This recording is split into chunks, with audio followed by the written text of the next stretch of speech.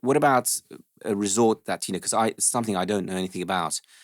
If somebody asked me to recommend a European resort, you mentioned Italy, where would you, for a sit skier, where? Well, I mean, I've skied La Plan before my injuries, which was great.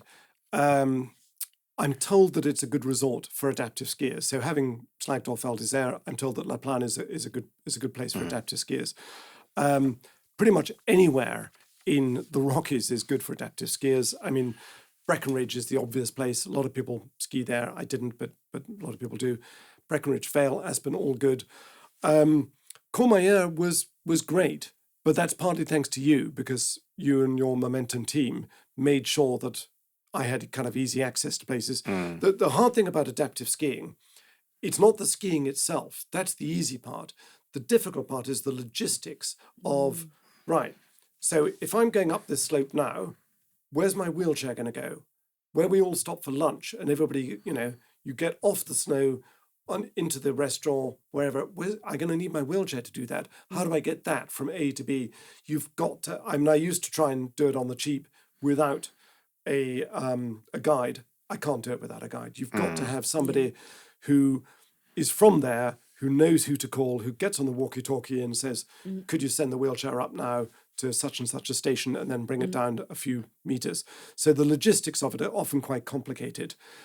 You've got to work out what the lifts are going to be like. Can you get on such and such a lift? Is that going to work? If there's a certain amount of uphill, are you going to be able to do it? I can't herringbone up even 100 meters. It's going to, someone's going to have to push me up there. So there's a lot of faff involved, frankly.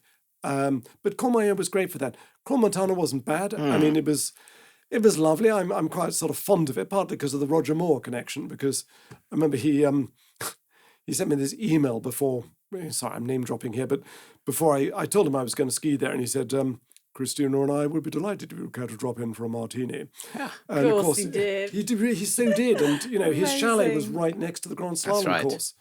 And, he used to come out and sort of toast people as they came down. I love that. He was a very funny man, actually, I had lunch with him just shortly before he died. And it was in this very noisy restaurant, Scott's in Mayfair.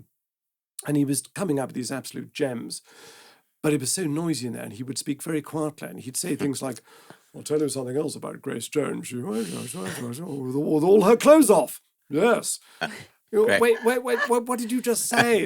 And there was a limited number of times I could say, can you say that again? So I missed a lot of his gems.